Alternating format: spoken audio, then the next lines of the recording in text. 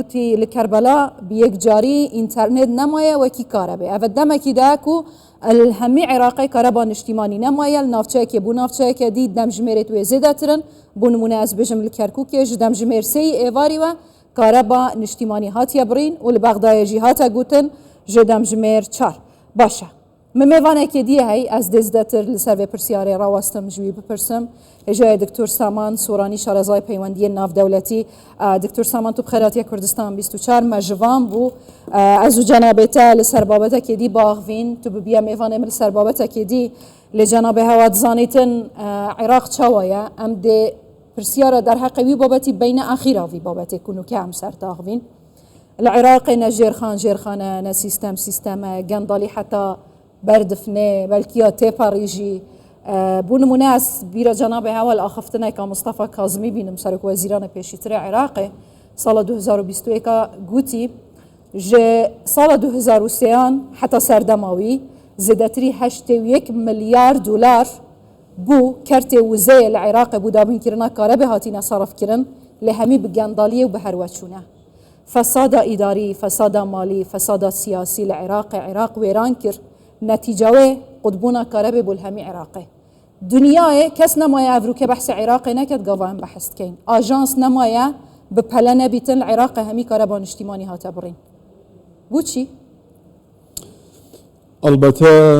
سبارت بويك امرو العراق بوشويك باسكرا لرابورتا كانتان كهربانيه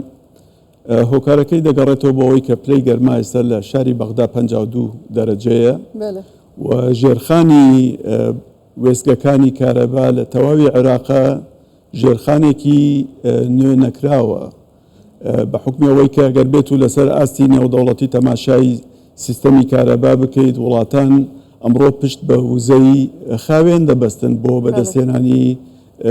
کارەبا یەکێک لەوانە وزەی خۆرە ئەوی تریان وزەی ئاوە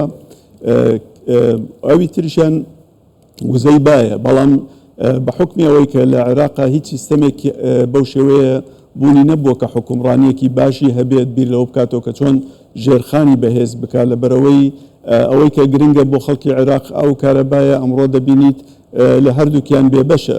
هۆکارەکانیشی ئەگەڕێتەوە بۆ ئەو گەندەڵی کە لە پاش 2005ەوە لە عێراقا وەکو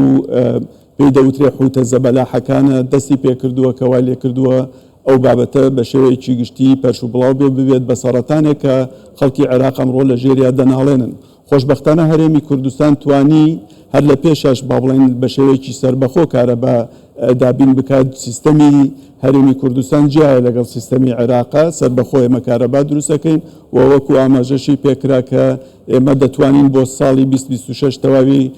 کوردستان بکەین بە کارەبای 24 ساعتی و ئەمەش دەستکەوتێکی حکوومەتی هەرێمی کوردستانە باشە لە بەرامبەرە سامان دەمەوێت باسی ئەو نقطەیەم لە بۆ بکەین مەسەلەن هەرێمی کوردستان نەبودجەی هەیە نەبموچەمان لە بوو دەنێرن تەماشا ئەو هەموو زەختەمان لێ دەکەن دیسانیش سەرەڕای ئەو هەموو زەخت و فشارە و نەناردنی بودجە و نایڵن نەفتی خۆمان بفروشین دیسانیش ئەوە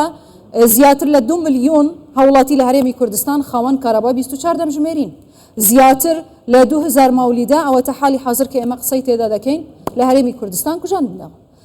هەیە باشە عێراق ئەو هەموو پارەی هەیە ئەو هەموو نەفتەی هەیە ئەو هەموو بودجەی هەیە بوو کارەبای نییە بوو ئاوی نییە بوو ڕێگاوبانی نییە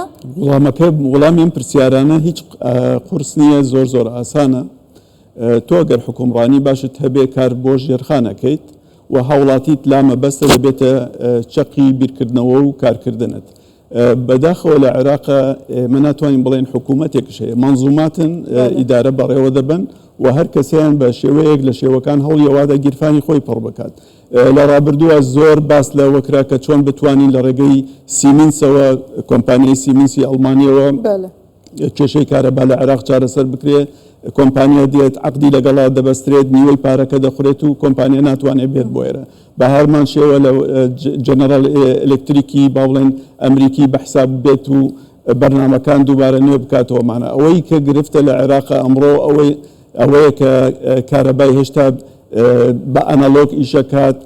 ترانسفۆرماتۆرەکانی هێشتا لە هی سەردەمی کۆنن کە لەگەڵ ئەم کەشوهەوای ئێستا و ئەو هەموو زەخمی کە لە سەرەتی ناگونجێت ئێمە پێمان وایە کە لە عێراق کار نەکراوە بۆ ئەوەی کە بتوانێت ئەو ژێرخانە بەهێز بکە تا ئێستا عێراق با بڵێن ئەو غازەی کە مصاحبە بە بەردەوام بە هەدەر دەدرێت و لە هەوڵی ئەوادا کە گاز لە ئێرانەوە دەستەبەر بکات و ئەمە خۆی لە خۆیان دەبێتە کێشەیە کە ئەمڕۆ ئێران بە حکمی ئەوەی کە گاز هەناردەی عێراق ناکە عێراق با بڵێن کەمی وزەی دەبێت لە ڕووی ئەوەی کە تێرکردنی کارەباکەی بەو شێوەیە بەو واتایە تۆ کۆمەڵێک منزومەت هەیە کە سەرکەوتوو نەبووە ئێستا کەی باوی ئەوە ماوە کە تۆ با بڵێن گواستنەوەی کە کارەباکانت بە شێوەی هەوایی بێت لە ژێری زەوی نەبێت و ئەمانە ئەمڕۆ جیهان هەمووی گۆڕاوە بەڵام عێراق بەداخەوە لە دەرەوەی ئەو بازنانە هەنگاو دەنێت و هێشتا بیر لەوە دەکاتەوە چۆن بتوانێت مەراسیمی حوسەینیە بەڕێوە ببات ئەگەرچی شەعایری دینی شتێکی پیرۆزە بەڵام ئەوە بۆ خەڵکانێک گرنگە کە بیر لە هەوڵاتی بکاتەوە پلەی گەرما 52 پلەیە تۆ مەراسیمێکی ئەوها بەڕێوە دەبیت ئەمە دەبێتە مای ئەوەی کە دووچاری کێشە بن هەردوێنێ باس لەوە کرا کە نزیکەی 600 کەس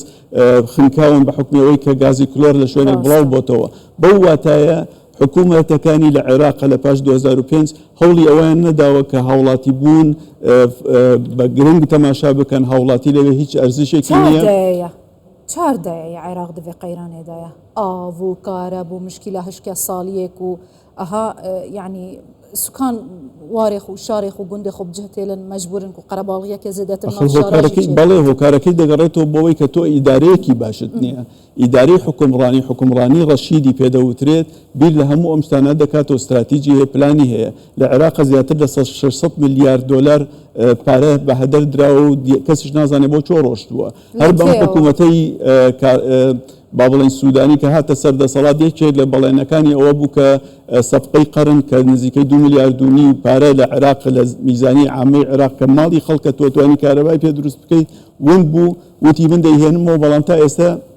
یەک کاری نەکردووە لە پاش 2005 ئەو هەبوو پارەی کە بە هەدەر دراوە لەو 600 میلیارد دۆلاری کە باز دەکرێت لەوانەیە ژمارەکە زیاترش بێت ئەمانە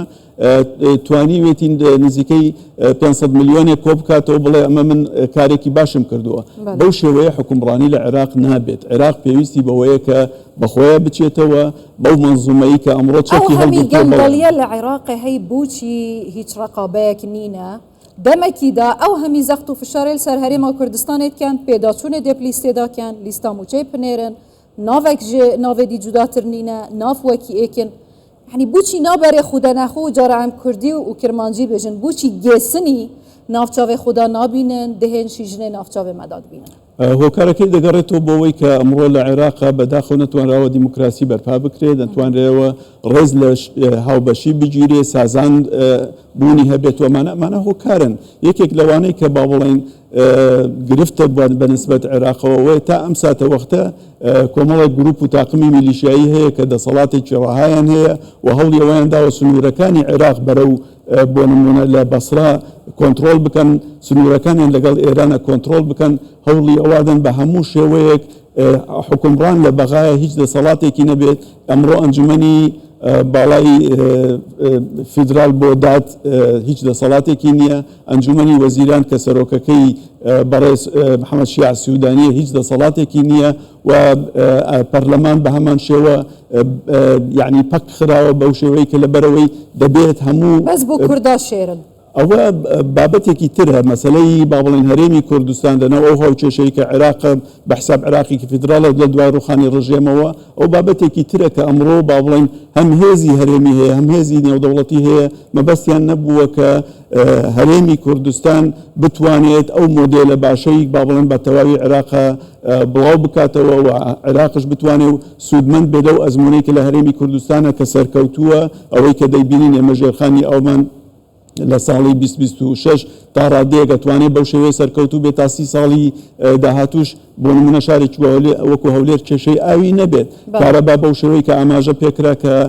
بەو شێوەیە دەتوانێت 24 ساعتی بێ و بەردەوامی بێت لە هەمان کاتیشە حکوومەتی هەرێمی کوردستان فۆکوسە خاتە سەر بابەتی تر بۆ نمونە وزەی خاوێن چۆن بەکاربێنین چۆن بتوانین بۆ نمونە لە ڕێگەی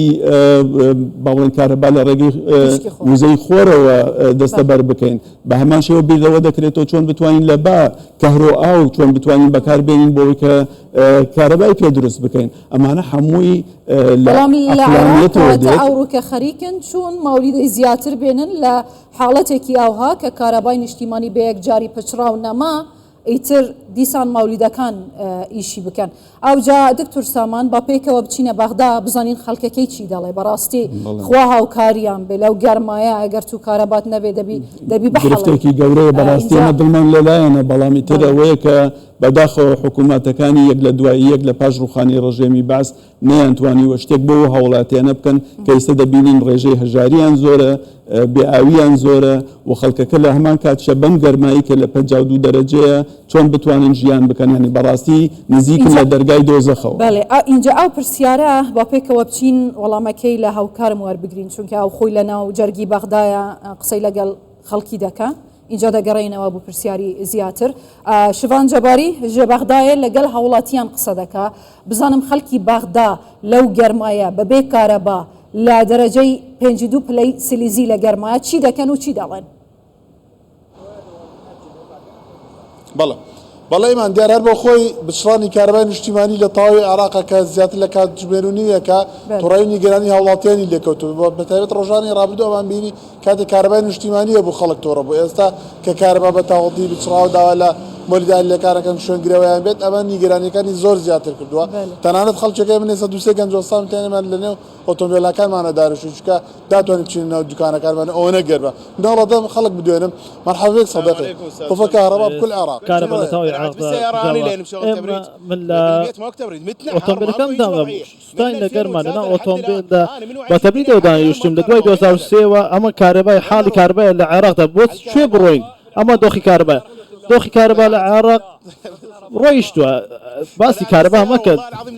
براستي ناو اوتومبيل بناو تبريد دانيشتم بهوي گرماوه تيب كم ناتم لمالكي خم دا دانيشم لدواي 2003 ام دوخه بله بهوي گندالیو اما دوخی ایمه بو شوی بروین نازاین بو شوی بروین ایمه اما دوخی کی ایمه بهوی گرما و بهوی بیکاربایی و بیان متید وره برایسم اگر باسی دوخ کب کی نازاین سیب کن دمانی بخوی نازاین دسی مالو کاربانیا مادوی نازاین سیب کن بله کاربانیا دسی مالو دمانی بخوی نازاین نیا کاربا جایی دزاو براسی العراق دا کاربا خالی خوش بید لدوای 2003 محاله اما بهوی گندالیو بهوی چندین دوسی گندالیو اما کاربا دوخی کاربا العراق دا لدوای آخر کات دالین مولد کان شون گروی کاربای رئیسی یاخذ کاربای نشتمان بگریتوا اما چون نبید اما کاربا دوخی کاربا العراق دا ناتوان مبریده پی بکن ناتوان اشتک پی بکن یکسر فیوز دکا یاخذ کاربا کدا گوجتوا استا تلي امام حسين شيء بالي او بهوي مولد كان هو كهرباء هو تلي كان اماده كراوه دابين كراوه بهوي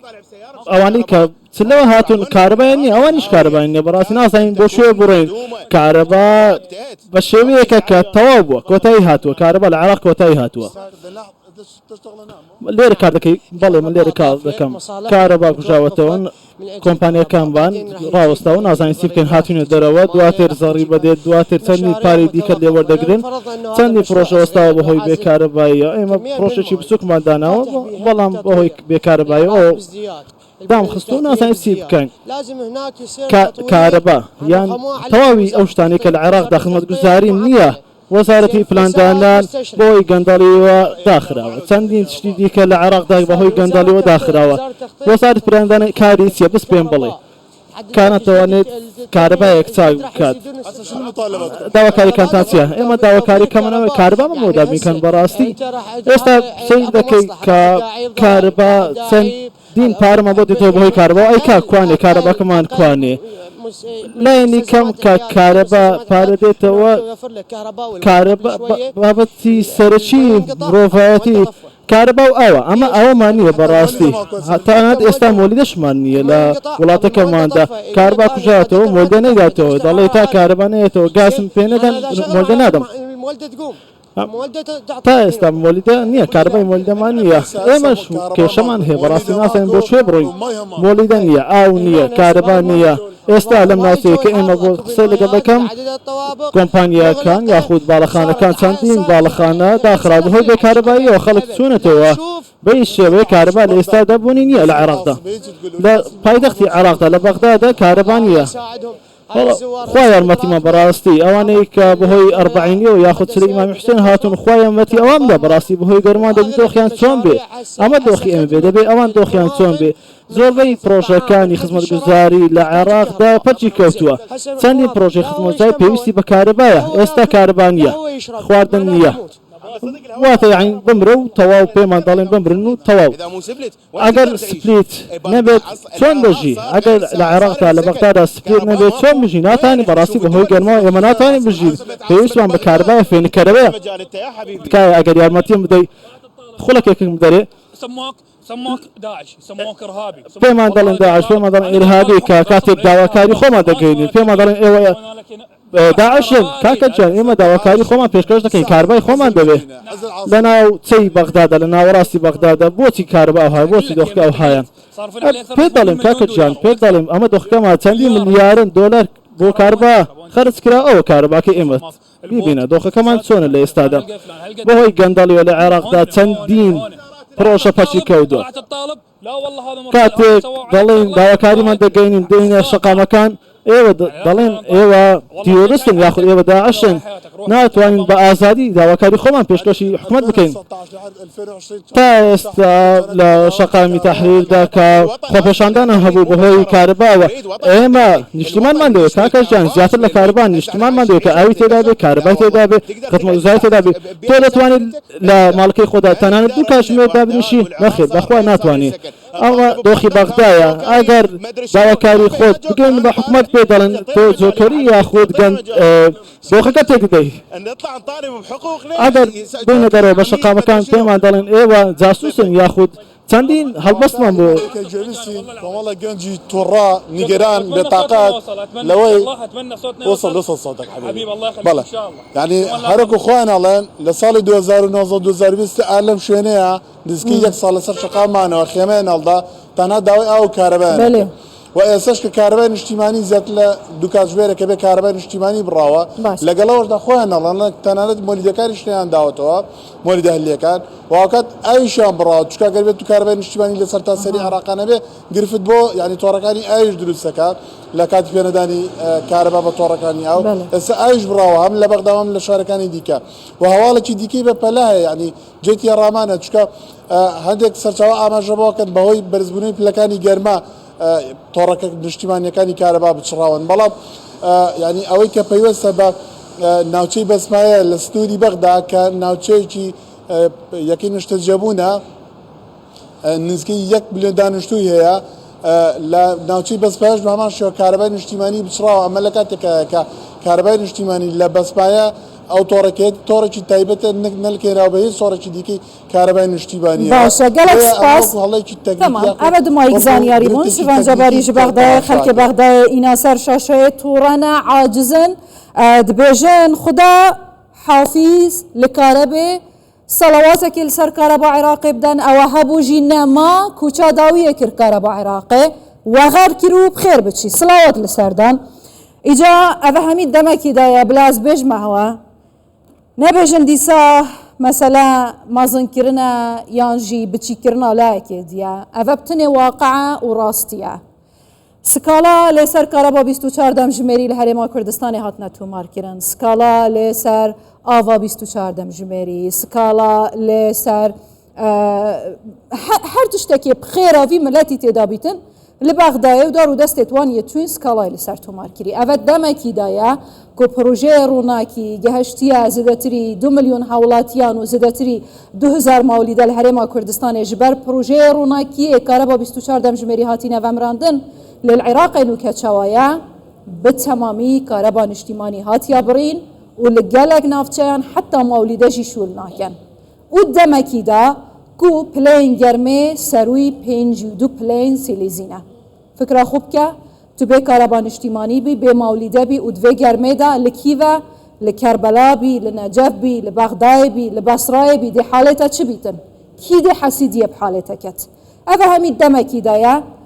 كوين زانن عراق نبو جيت نريد نمو جيت نريد سرباري وان زختو في شاران ديسان جيجري ريفابر نفيسينجها سرك وزير هرما كردستاني عزيز أحمد راجهان ديك وهرما كردستاني آمادية هفكاريا عراق بكتن دچارچوبه پروژه روناکی بودامین کرنا کارابا 24 دمجمری حل کرنا به کشه العراق از حس کم تنه کومنت جناب هوا بزانم سالفه او چلمت کن ام جواب برسوید دی خوي بوكو باسم كرد گرفتك لويه ك بريو بردن لعراق بوني نية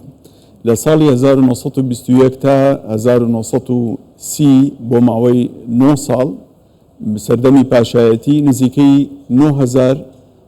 900 قوتابخانه دروست کرا بله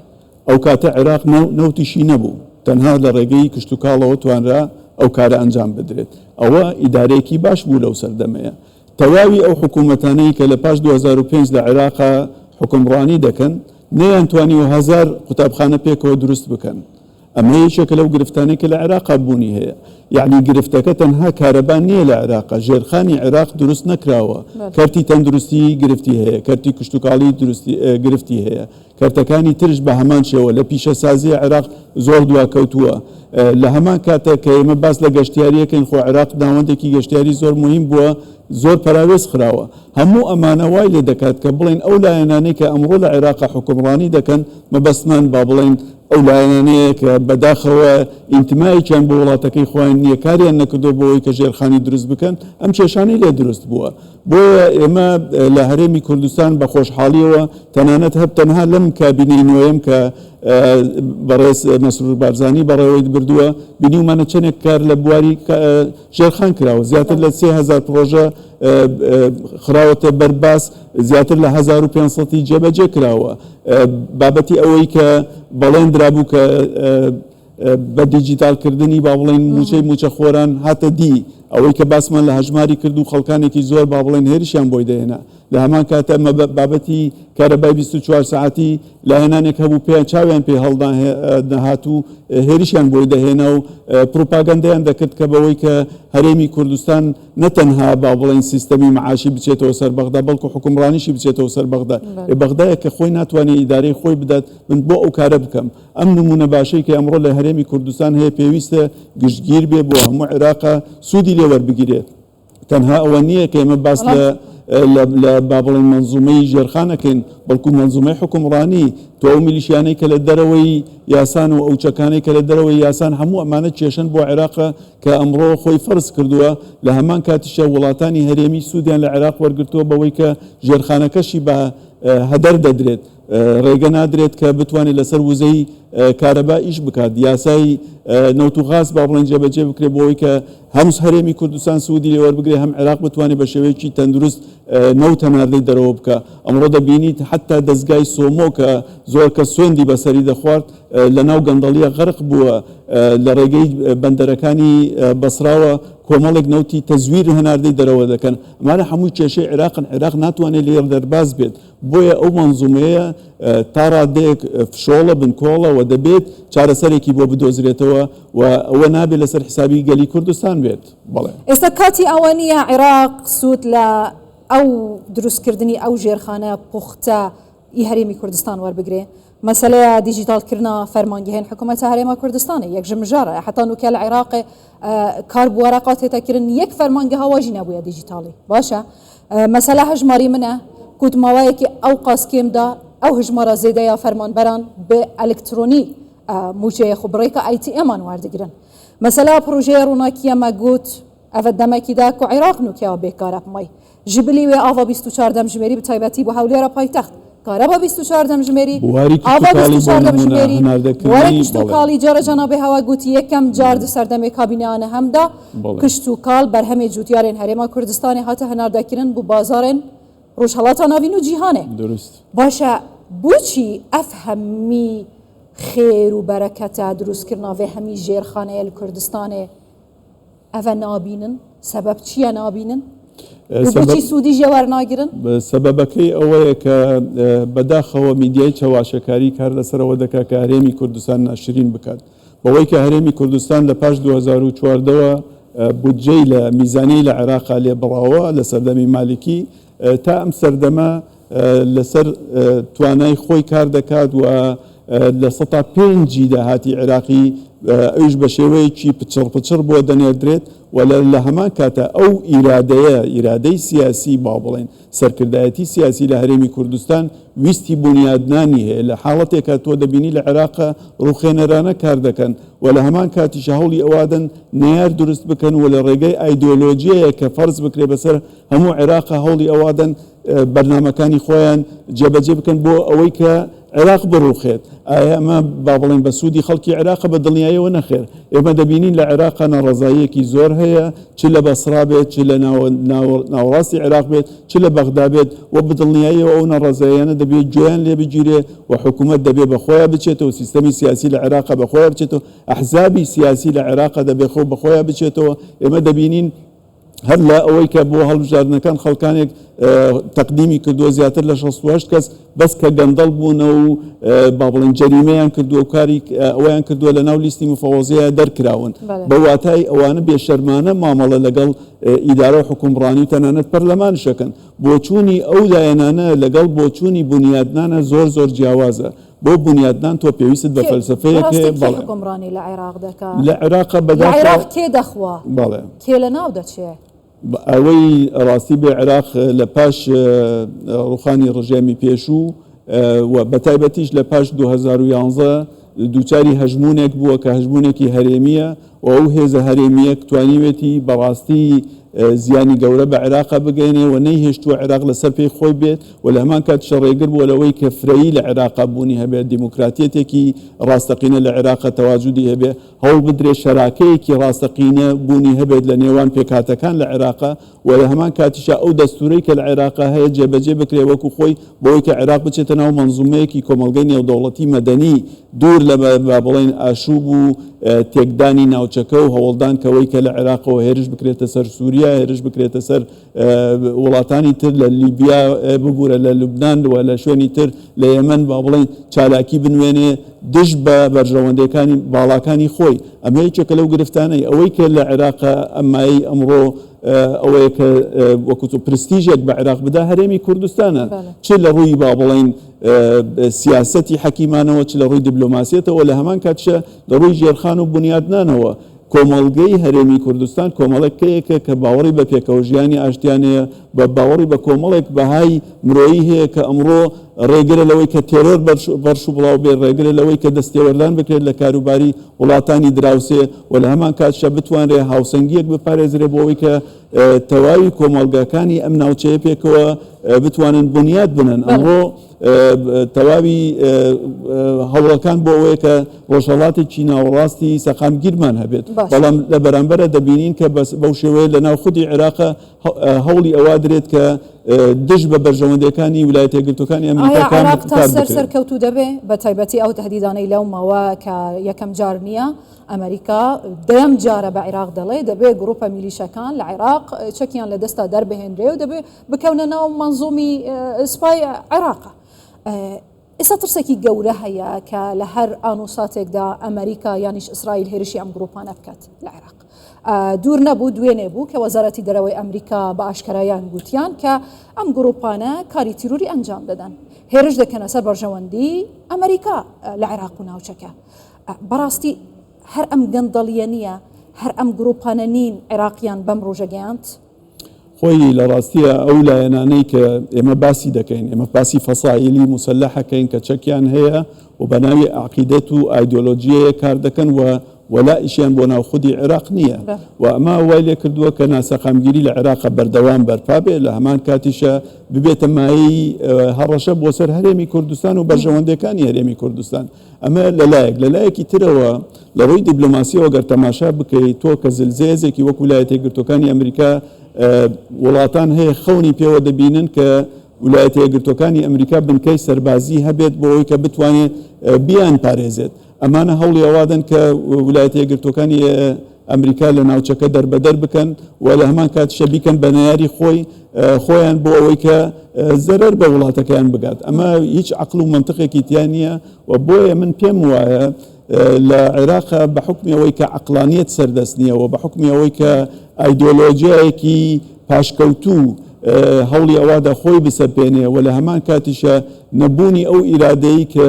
بنیادنەرانە کار بکرێ بۆ عێراقێکی ئایندە وای لێ هاتووە کە بەردەوام دووچاری ئەم قەیران و گەندەڵی و نەهامەتیانە بێت کە خەڵکی عێراق بەداخەوە لەبەرەوەی کە عێراق لە ڕابردووشە قەیران و جەنگی زۆری بەخۆیەوە بینیوە پێویستی بە سەقامگیریە پێویستی بەوەیە کە دادپەروەری هەبێت ئینجا ئەو سەقامگیریە بەو هەڵبژاردنەی کە چاوەڕێ دەکرێت لە عێراقا بەدی دێت چونکە مستەفا کازمی زۆر بەڵێنی دا و ڕاستیەکەش ئەمەیە کە هەندێک لە شەقامی عێراق تا ڕادەیەک لە شیع سوودانی ڕازین بەڵام ئێستا کابراکە دەیەوێت دیسان ببێتەوە سەرۆکوەزیرانی عێراق ڕکابەری هەیە لە بینی نووری مالکی و سوودانی ئایا کام لەمانە دەتوانێت عێراق ڕزگار بکە یانیش سەروی ئەمانە دەسەڵاتێکی تر هەیە من پێم وان نییە کە خەڵکی عێراق لە ئەدای محەممەد شیع سوودانی ڕازی بێت بە حکمی ئەوەی کە ئەمڕۆ ئێوە دەیبینن کارەبان نیە ئەمە یەکێکە لەو کێشانەی کە بۆ دەگەڕێتەوە بۆ حکومڕانی محەممەد شیع سوودانی کە ماوەی 2 ساڵ بە ئەجندەیەکەوە هات کە با بڵێن بنیاددان نەکات چاکسازی دەکات و لە هەمان کاتیشە کار دەکات بۆ ئەوەی کە عێراق تووچاری کێشە نەبێت ئەمڕۆ عێراق لە هەموو کاتێک زیاتر مەترسی لەسرە بە حکمیەوەی نەیتوانیوە ئەو لایەنانە کۆنتترۆل بکە کە ئەم بوونەتەمایی هەڕەشە بۆ سەر عێراق میلیشیاکان ئەمڕۆ بڕیار دەدەن کە یاسای حەشت با بڵێن لە پەرلەمانە تێپەڕێنرێت و ئەو یاسای ئەگەر تێپەڕێنرێت بە دڵنیاییەوە ویلایەتە یەکگرتووەکانی ئەمریکا کە کاتی خۆی عێراقی نوێی هاوکار بووە لە بنیادنانی عێراقی نوێ و خەڵکی عێراقی لە ڕزگار کردووە لە دەستی ستەمی سەدام حوسێن کار بۆەوە ناکات کە جارێکی تر ناسەقامگیری دروست بێت لە هەمان کاتشە هەژمونی وڵاتێکی دەرەکی لە عێراقا فراوان بێت من پێم وایە ئەگەر بێت و ئەمڕۆ باس لە هەڵبژاردنەکان بکەین خەڵکی شەقام لە عێراقا دەنگی تری هەیە و ناڕازیە و باوەڕ ناکەم بەسم بە گەندەڵکاران دەنگ بدات ئەگەر بێت و ئەو میلیشانە چارەسەر نەکرێت ئەوە هێزی سلاح دەسەڵات با بڵێن دەسەڵاتی چەک ئەتوانێت بڕیار بدا کە چێ لە سندوقەکانی دەسەڵاتی چەک پەرلەمان دەگرێت بەڵێ ئەنجا ئەوە یەکێکە لەو کێشانەی کە لە ئایندەی عێراقا وەکو چۆنڵێت وای لێکە عێراق بەرە و لیاڵی بڕوات و ئەو تونێلەی کە لە بەردەمێتی ئەو سەری دیار نەبێت ئێستا سوودانی کەتیتە نێوان ناڵ و بزمار ئایا یاسای حەشتی شابی تێپەڕێنرێ پەسەند بکرێت لە پەرلەمان لەلایەکی تریشەوە زەختێکی ئەمریکایە کە نابێت ئەم یاسایە پەسەند بکرێت اینجا سوودانی چ دەکا ئایا شەقام ڕازی دەکا حەشد و ئیران ڕازی دەکا یانیش ئەمریکا ڕازی دەکا خۆی یەکێک بەڵێ ئەوەی ڕاستی بە من پێم وانیە بەڕێز سوودانی ئەو دەسەڵاتەی هەبێت کە بتوانێت ئەوانە بخاتە ژێڕکێفی خۆی ئەو هێزانە لە بەرەوەی ئەو هێزانە ئەویان هێناوەتە سەر دەسەڵات یعنی ئەو کاندیدی با بڵێن لایەنی ئیتاری تەنسیقیە یەکێک لەوانە با بڵێن عەسایبی ئەهلی حەقە جەماعەتی نوجەباءە قەیس خەزعەلیە کە خۆشی بە ئاشکرا وتوێتی ئەوە بەڕێزە مدیر عامە لە لای ئێمە بەو شێوەیە بەو عەقلیەتە تۆ ناتوانی با بڵێن کارێک بکەیت لە هەمان کاتیشە لە ڕابردووە دەرفەت هەبوو بۆ بەڕێز محەممەد شیع سوودانی کە بتوانێت خۆی لێکلا بکاتەوە لەوەی کە لە هەژمونی هەرێمی دەربچێ بەڵام نەیتوانی ئەو کارە بکات ئەمڕۆژ لەگەڵ بێڕێکەوتنێکی تازای لەگەڵ ئیرانە ئیمزا کرد ئەوانە هەموو دەبنە هۆکاری ئەوەی کە ویلایەتە یەکگرتووەکانی ئەمریکان نیگەران بێ لە ڕەفتارەکانی بەڕێز سوودانی و لە هەمان کاتیشە بەڕێز سوودانی لەگەڵ ئەو کەسانی کە وەکو هاوبەش بۆ پێکهێنانی حکوومەت با بڵێن لەگەڵ یابوون وعدەکانی جێبەجێ نەکرد ئێمە کۆمەڵێک هەرێمی کوردستان کۆمەڵێک ڕێکەوتنی لەگەڵ ئەو بەڕێزە کرد بەوەی کە قانونی نەوتوغاز لە ماوەی 6 مانگە دەربچێت ئەو کارەی نەکردووە کۆمەڵێک بەندی تر یەکێک لەوانە ڕێکەوتن نامەی شنگالە کە با بڵێن جارێکی تر نێ بکرێتەوە کاری لەسەر نەکراوە بە هیچ شێوەیەک هەوڵی نەدا لە هەمان کاتیشە بابەتەکانی تری دەستوری کە ئێمە لەگەڵ بەغدایە گرێ دەدات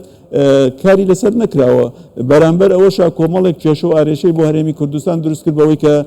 ئەبینن چۆن مامەڵە لەگەڵ بودجە و موچەی هەرێمی کوردستان دەکات بەو واتایە من پێم وان نییە کە ئەو بەڕێزە بتوانێت خەڵکی عێراق ڕازی بکە کە دەنگی پێ بدەن بەڵێ باشە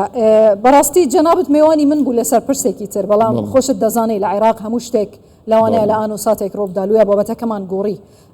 بەڵام پرسیارەی من کە جەنابەت لەسەر ئەو بابەتە هاتووی بوویتە میوان مەسەلەی زەنگەزوور بوو مثلا بۆ یەکەم جار کۆریدۆرێک بناوێ ڕێکە ناودەولەتیە ترامپ بۆ ئاشتی و خۆشگوزارانیە دناوبەرە ئەرمەنیا و ئازەربایجان دەهێتە چێکرە ترامپ ژیوەکی شانازیەکی بخۆت بێژیتن من کێشەیەکە زیدەتری 30 ساڵان چارەسەر کرد لێ ئەم ئیرانش بیر نەکەین کە ئیران چت بێژیتن ئیران دبێژیتن ئەفریقا زەنگەزوور مارێکە ژەهراویە دەوێت بهێتە ژناف برن ژناف برناوێ ڕێکی ئاشتیە ژناف نابێت بەلکی حەقێمەیە ئیران دەشێت چکات ئەلبەتە بابەتی کۆریدۆر یا ڕێڕەوی زەنگەزۆر بابەتێکی زۆر هەستیار و گرنگە تۆ پەیوەستە بەوەی تۆ جیۆپۆلیتیکی ئەو ناوچەیە گۆڕانکاری بەسەرا دێت چ لە ڕووی سیاسی بێت چ لە ڕووی دبلۆماسی بێ و چ لە ڕووی ئاسایشی بێت ئەمڕۆ دەبینین کە دوو وڵات کە لە ڕابردووە کێشەی زۆریان هەبوو ئەرمینیا و ئازەربایجان کەوتونەتە ڕێککەوتنێکی مێژوویی و ئەو ڕێککەوتنە تەنهاوە نییە کە تۆ کۆریدۆرێکت هەیە بەڵکو کار لەسەرەوە دەکرێت کە چۆن بتوانرێت ویلایەتە یەکگرتوەکانی ئەمریکا لەوێ زامنی ئەم ڕێککەوتنە بێت بەو پێی کە لە 88 ئەو بابەتە واژۆ کرا لە کۆشکی سپی و ئەو بابەتە ئەگەر بێتە بچێتە ناوواری جێبەجێکردنەوە دەبینی وەرچەرخانێک ڕوودەدات لە ڕۆی با بڵێن کۆریدۆری بازرگانی و ئابووری و حتا تەنانەت بابەتی وزە لە بەرەوەی ئەمریکا دێتە بنگوێ ئیرانێ ئەوە ڕاستە من ئەمەوێستە باسی ئەوەشت بۆ دەکەم لەبەرەوەی کاتمنەوە عفومکە بەدڵنیاییەوە ئەمە بەڵێ ئەگەر بە کورتی باسی بکەین بەنسبەت ئێرانەوە کێشەیەکی گەورەیە چکە ئەمڕۆ ئێران پەراوێز بووە لەو بابەتەی کە کۆریدۆری باکوور و باشووری پێدەوترێت کە بەرەو ئەرمینیا و دواتر لەوێشەوە بەرەو ئەوروپا دەڕوات لە هەمان کاتە لەلایەن تورکیا و ساڵانە 43,000 کامیۆن یاخۆت لۆری با بڵێن بارهەڵگرت بە ناو ئێرانە تێدەپەڕین ئەوە نەماوە تەواوی ئەو بوو بۆ ڕێوزەی نەوت و گازانە کە هەیە بە ڕێگەی زەنگەزۆرە بەرەو با بڵێن نەخجەوانە ڕۆن کە با بڵێن وەکو پارێزگارێکە وەکو هەرێمێکە